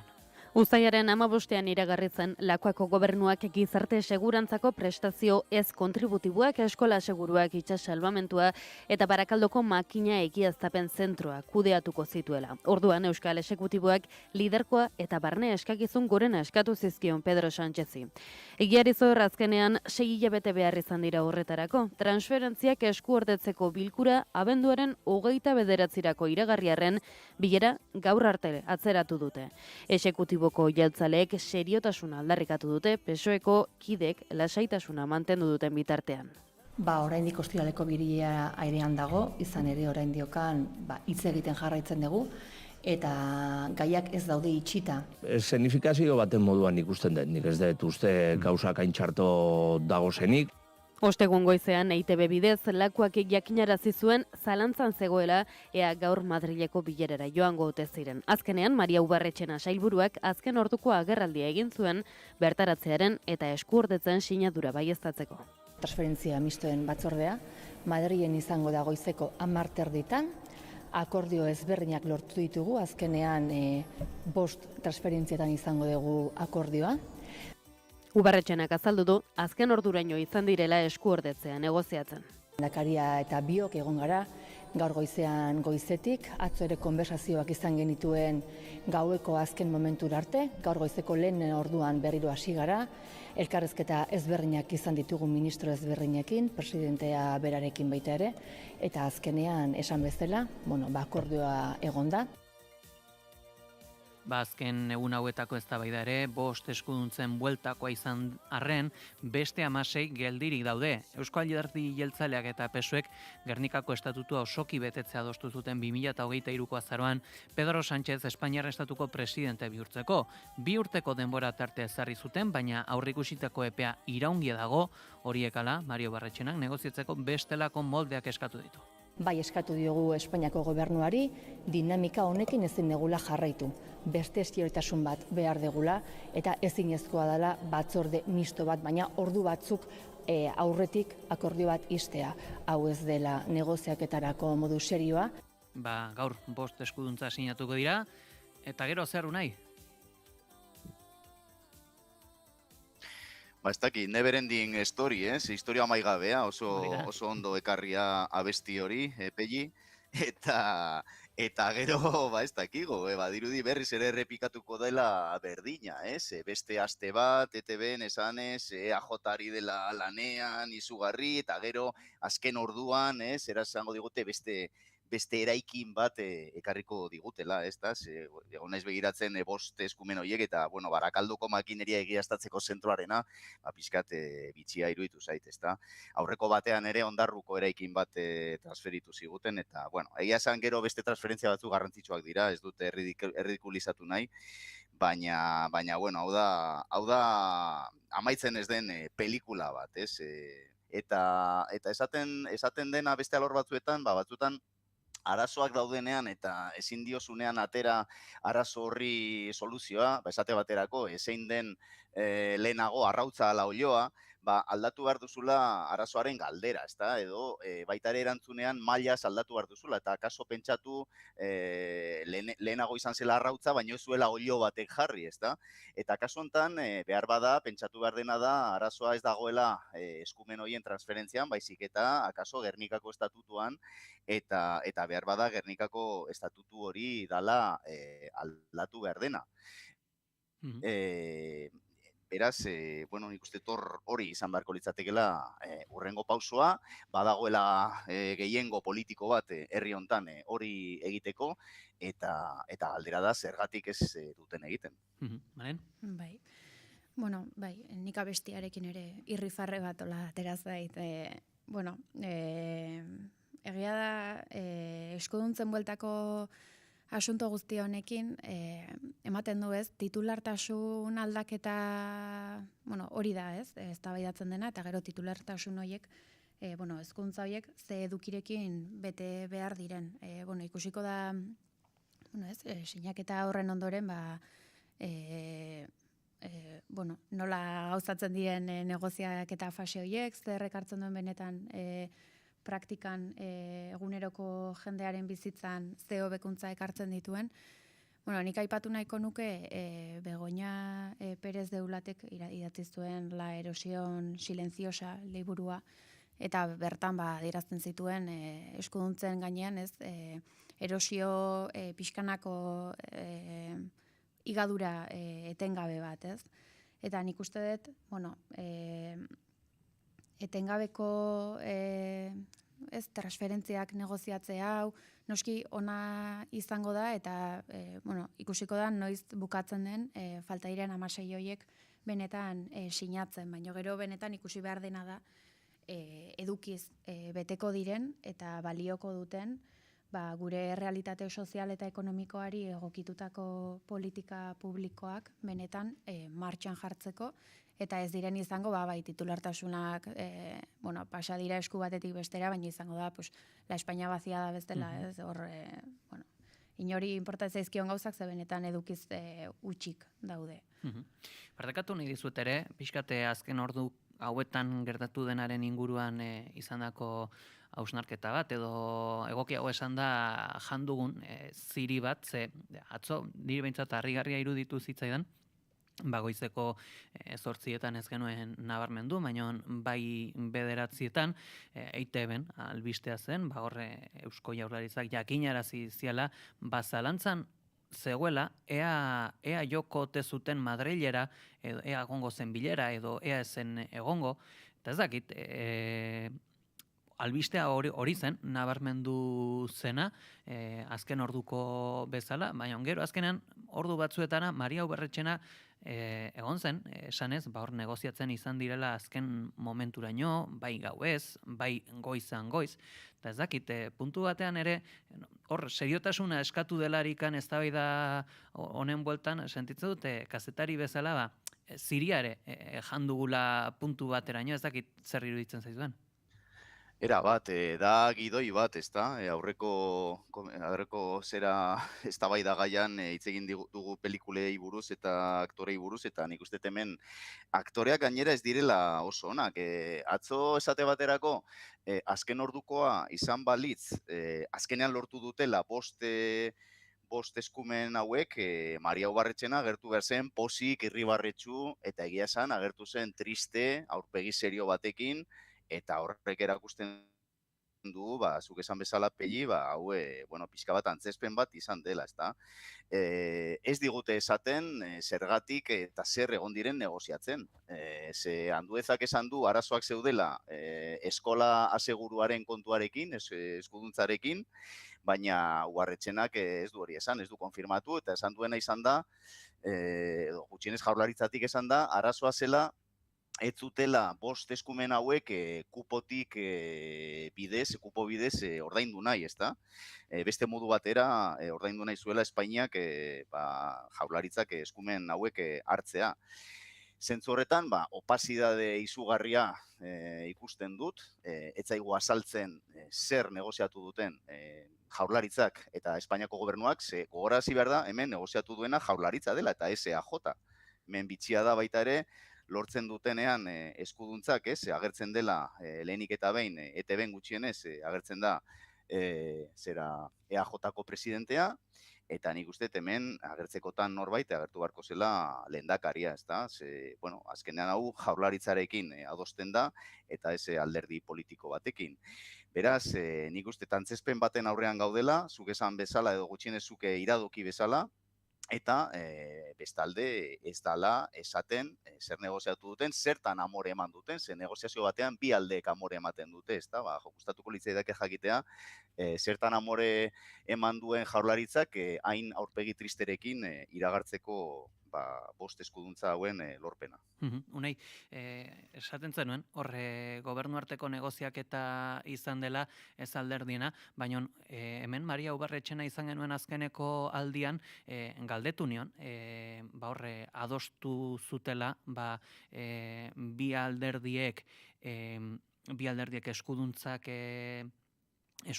2025 amaierarako izatea edo baita ere Euskadiren errekonozimendu nazionala, eta orduan berak esan zigun hemen naiz irratian, hori alderdien kontua zela, ez dakit, batzuetan gobernua, batzuetan alderdia, ez dakit, hor ere saltak badaude. Bai, oso ohituta gaude joko bikoitz horretara, ezta? Baina, alderdiek egin badute, orduan 31 milioi horiek, bost eskuduntza hauek 31 milioitan zenbatu dira, imaginatzen dut orduan EAJak ordainduko dituela. Malen, zure ikuspuntua ere ezagutu nahi dugu. Bai, nik uste dut opazidadearen horretatik tiraka, ez? Nik uste dut argiak izan behar direla, negoziaketa horiek benetan jendearen bizitzetan eragingo duten kontuak dira, orduan, iruditzen zait, argi hitz egiteak ez dakar ezer txarra, inkluso ahuldadeak erakustea edo behitu, honetan garaipenak eduki ditugu, baina honetan ezin izan dugu ezer lortu, erakusten duela benetan argitasun bat eta inkluso empatizatu dezakezu aurrean daukazun pertsona horrekin, orduan, iruditzen zait oso estrategia kuriosoa, alde batetik hori Jaurlaritza bada negoziaketa horretan dagoena, EAJ gauza bat esan eta PSek beste bat, zertan gelditzen gera, pixkat Basile nik bai ikusten dut horrela, eta inkluso seriotasun falta transmititzen duen, iruditzen zait, irmoki esan behar dezu, pin, pan, listo. Goizeko 10 gutxitara goazela ere aurrera egin beharra dugu, izan ere nazioartearen ordena, bolo-bolo dagoen kontua da, Iran guduzelaia da kaletan ala kontakizunaren borrokan, erregimenaren errepresioa, atzerriko interbentzio eta garaiko elite monarkikoen sustapenen artean herritarren haserrea lidergoaren aldaketa auspotzeko probestu dute, ez autoritarismoaz eztabaidatzeko. Zalantza da nagusi Iranen aire espazioa zabalik egon arren 18 eguneko protesten ostean hildakoak milaka zenbatu daitezkela uste da. Donald Trumpek dei egin zien protestekin jarraitu eta instituzioen kontrola hartzeko, eta azkenean Saudi Arabia eta Katarren bitartekaritzaren ostean magnateak bertan bera utzi zuen Iranen aurkako aurreikusitako erasoa etorkizunerako baztertua ezagoen arren. He had heard that the killings and executions would stop, and we have seen 800 people, their lives have been spared as a result of that. The president continues to closely monitor, but also keep all of his options on the table. Tentsio geopolitikoek egungo erregimen irandarraren lidergoaren bueltako eztabaida bizitu dute. Reza Pahlavi Iraneko azken erregearen semeak auspo esangораtsua hartu du Israel eta Ameriketako estatu batuen babespean. Now is the time to stand with the Iranian people. The fall of the Islamic Republic and the establishment of a secular, democratic government in Iran will not only restore dignity to my people, it will benefit the region and the world. Bakezalearen eta saldatzaile terroristen atxiloketen eztabaida artean kalera irten diren herritarren aldarrikapenek ez dute erantzunik jaso.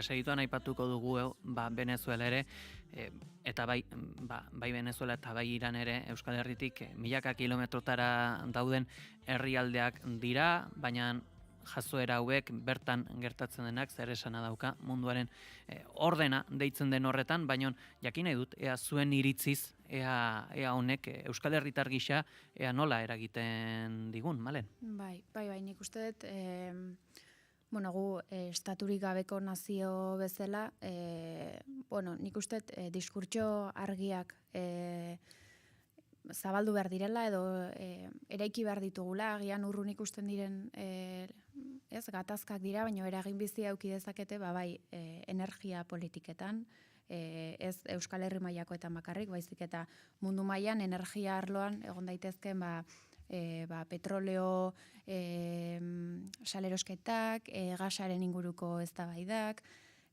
migrazio diskurtsoekiko piztu dezake benetan sektore eskuindarrek badaukate hildo hori nahiko arrotuta daude horrekin, eta horrelako gatazkek eragin dezakete migrazio olatu berri baten balizko beldurra edo saiatu izana hori zabaltzen, gastu militarra igo behar izatearen inguruko eztabaida, iruditzen zait bai, urrun ditugun arren, eragin dezaketela gure eguneroko kezketan, eta baita eragingo diguten aurrekontu publikoen moldaketa batzuetan. Unai? Zaila egiten zaite komentatzea Iranen gertatzen ari dena, baita ere ez dakidalako nor ari den auspotzen hori, segurazki giza eskubideen ikuspegitik hor eraso batzuk egoten ari dira Irango gobernuaren partetik, baina ziur nago baita ere beste zenbaitzuk ari direla hor eskua sartzen hori hala ere izan dadin, ez? Eta hitz egiten ari niz estatu batuei buruz, Israeli buruz, beraiei interesatzen zaie Iranen istiluak egotea, ekialde ertain horretan azken 3-4 urtetan dauden arazo handienak ez daude Iranen, goratu behar da, bai, milaka hildako daude Iranen eta hori oso kezkagarria da, baina 700.000 hildako egon izan dira Gazan, gutxienez Francesca Albaneseren iritziz, eta zentzu horretan, pixkat ea argitzen den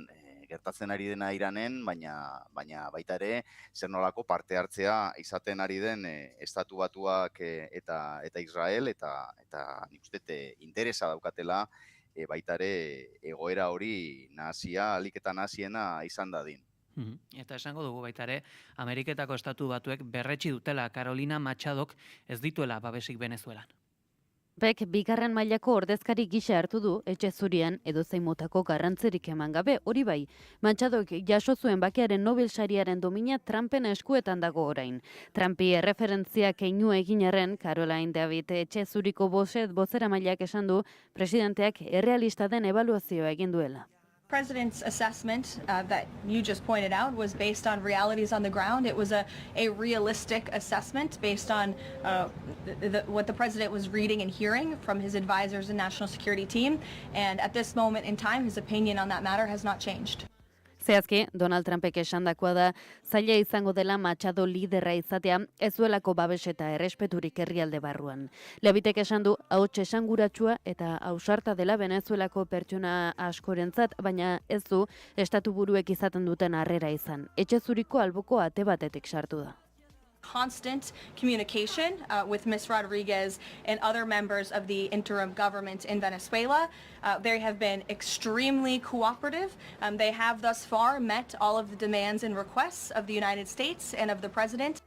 Delcy Rodriguez dagokienez, etxe zuriak esan du oraingoz Trumpen eta Ameriketako estatu batuen eskakizun guztiak bete dituela $500 milioi akordio energetikoa barne. No es que la presidenta encargada tiene miedo porque está amenazada. No. Venezuela está amenazada. Venezuela toda está amenazada. Y por eso yo llamo a la Unión Nacional, para que con la soberanía por delante demos la batalla diplomática. Y yo les digo, si algún día me tocase como presidenta encargada ir a Washington, lo haré de pie, caminando, no arrastrada. Lo haré con la bandera tricolor. Venezuelan presidente kardudunak esan du, bera ezagoela mehatxupean Venezuela osoa baizik, beharrezkoa bada Washingtonera joango dela esan du. Hain zuzen, aipatu dugu, albistean detaile aski esanguratsu bat, zehazki, Carolina Machadok Donald Trumpi eman diola bakearen Nobel sariaren domina, horre bazkaria pribatu izan denez, soilikan irudi bat partekatu dute prentsarekin. Unai, ez dakit, ikusi duzu irudi hori? Ez dut ikusi, baina ikaragarria izaten ari da. Azaltzen ari zaren bitartean, imaginatzen ari nintzen. Eta, en fin, Machado duela hilabete batzuk izan behar zen Venezuelako presidentea, batzuen ustez, eta ez gure oso urrundik dauden batzuen ustez, eta oaintxe bertan ez dauka herritarren babesik, ezta? Hau da, ez dakit, hau da barregarria domina horren ematea bezala, ezta? Bai, unai bidali berri dizut emailera irudia, ikus dezazun. Malen, lentzuri erakutsi dizut eta gure entzulei ere azalduko diegu irudia aski esanguratsua badela, ikusten da domina markatua dagoela, mezu bat dagoela, kuadro antzeko batean, bi eskuekin jasoa du irudia Donald Trumpek, sekulako irribarrea dauka gizonak, eta albo batean Maria Corina Machadok esku bakarrarekin heltzen du kuadro hori, bestelako aurpegi batekin, haua irribarrea, baina irribarre itxi bat, hortzeik ez da ikusten, eta esanguratsua kuadro horretan aipatzen den mezua. Hola, zuzenean, bote prontoan itzulita, esango dugu, Donald J. Trump presidenteari, izandako lidergoagatik eskertzan, bakea sustatzeagatik,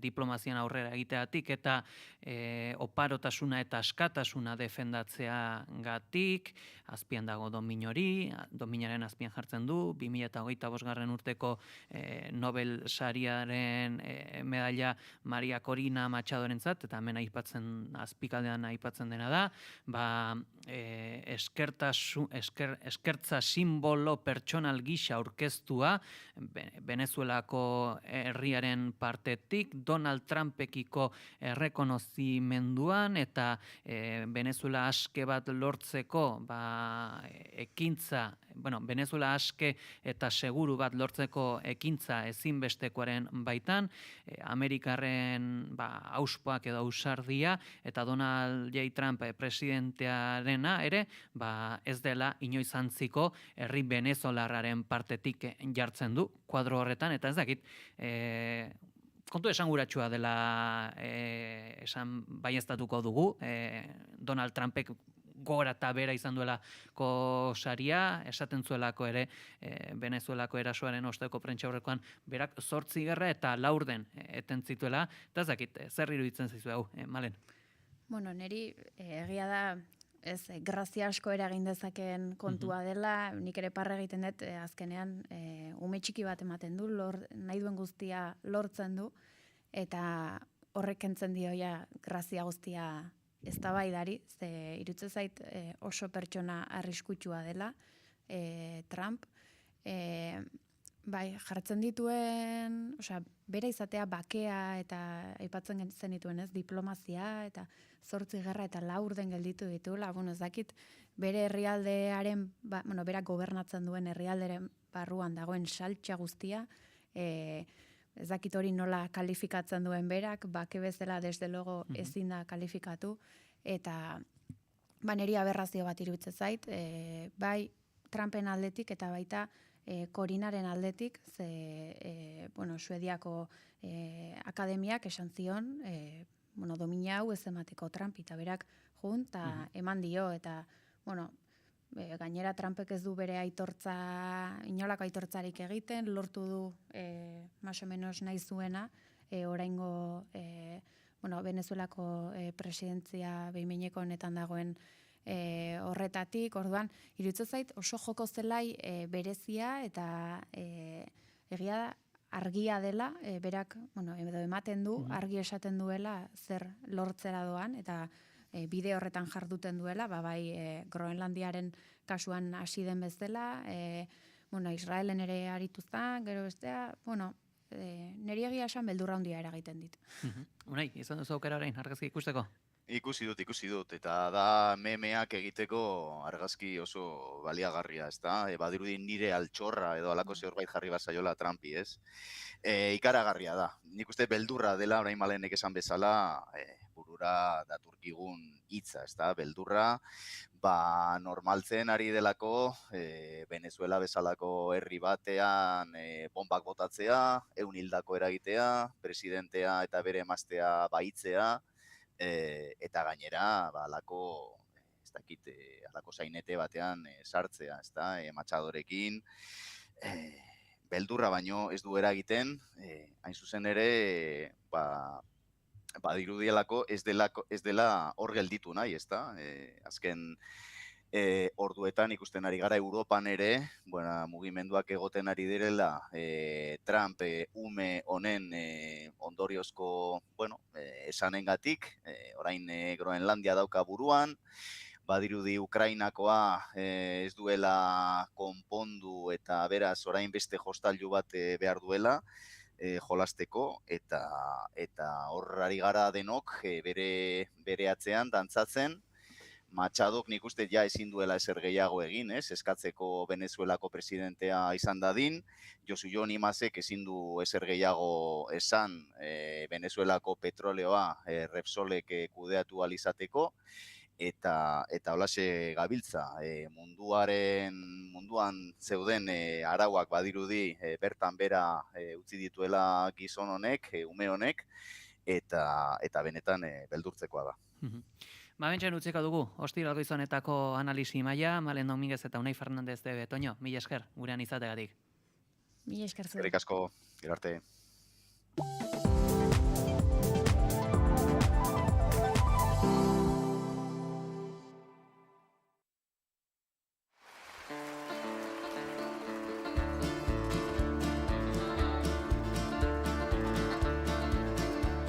An old Count Pope went riding out one dark and windy day.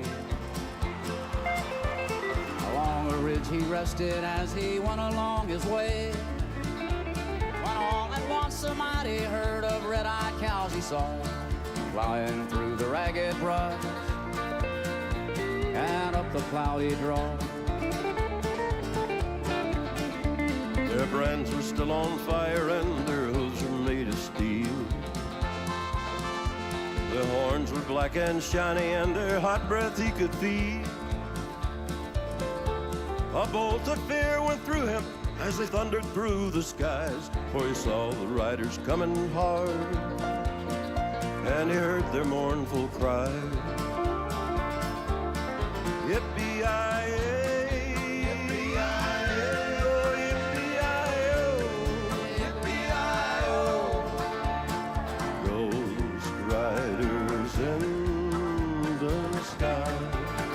Reggie Young.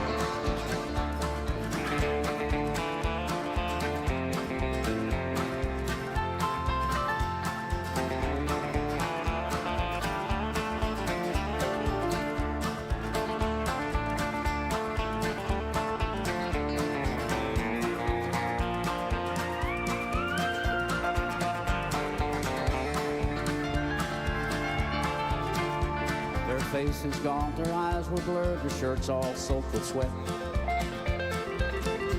They're riding hard to catch that herd, but they ain't caught them yet. 'Cause they'll have to ride forever on that range up in the sky, on horses snorting fire. As they ride on, hear them cry.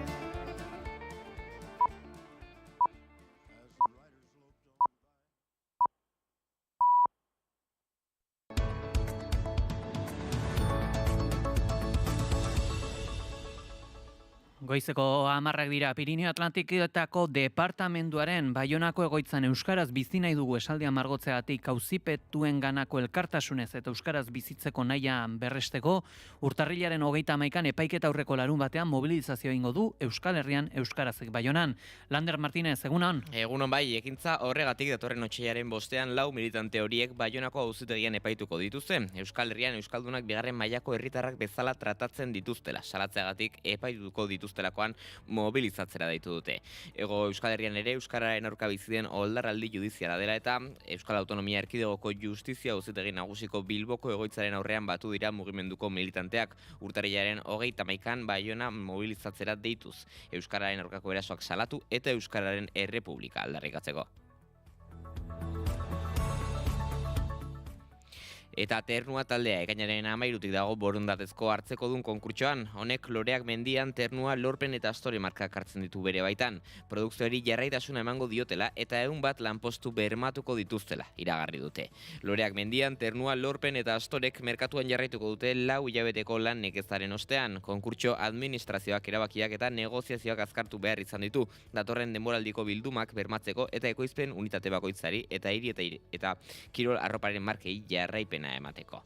2026ko ekainaren 13an Ternua Grupek borondatezko hartzeko dunen konkurtsoa aurkeztu zuen Donostiako merkataritza arloko 2. zenbakiko epaitegian. Orain 100 lanpostu bermatu dituztela iragarri dute konkurtso administrazioko iturriek. Mundu mailan ehungintzaren sektorea igarotzen ari zen une kritikoak merkatuaren doikuntza ikaragarri eta aurrekaririk gabeko baten ondoren nazioarteko lehen enpresak kolokan jarri zituenak gogor jo zuen egoitza arrasaten zuen konpainia. Orduan 180 pertsona enplegatzen zituena, hain zuzen ere 25 milioiko zorra izan zuen azken zerga jarduketan. Loreak mendean enpresako langile talde batek hartu zuen 800.000 euroko balioarekin eta 18 langileren lanpostuak bermatuz. Lorpen enpresa ere langile talde batek erosi zuen 400.000 euroko balioarekin 25 lanpostu mantenduz. Eta bestalde Ternua Dignua kooperatibak bereganatu du. 1,5 milioi euroko balioagatik eta 50 langileren jarraitutasuna mantenduz. Eta nazioartean, Nazio Batuen erakundeko adituek Gazan lekukorik gabeko genozidioa zohartarazi duten. Laguntza humanitarioak blokeatuta jarraitzen du eta zerrenda genozidioaren fase berri batean sartu dela salatu dute adituek. Kazetarien hilketak, nazioarteko behatzaileen kaleratzea eta erakunde humanitarioen paralisia salatu dituzte besteak beste. Nazio Batuen erakundeko 21 adituk horien artean Francesca Albanese, Nazio Batuen erakundeko Palestinako kontalari bereziak Gazarentzako laguntzaren blokeoarekin Israel zerrendako biztanleen egoera gehiago larritzen ari dela ohartarazi du. Kazetariak hil, behatzaileak kanporatu eta erakunde humanitarioen lana eragotzi ostean Gaza lekukori gabeko genozidioaren fase berri batean sartu dela salatu dute. Adituek bereziki kritiko agertu dira Israelek Palestinan bizia salbatzen duten laguntza humanitarioko 37 erakunderen jarduera debekatzeko hartutako erabakiarekin. Legez kanpokoa dena gogorazi zutenez. Genozidioak suntsitutako biztanleria jasan ezin bihurtzen duen politikaren fase berri bat markatzeaz gain. Estrategia horrek Palestinarren biziraupena mehatxatzen duen gabezia kronikoa ekarriko duela ohartarazi dute.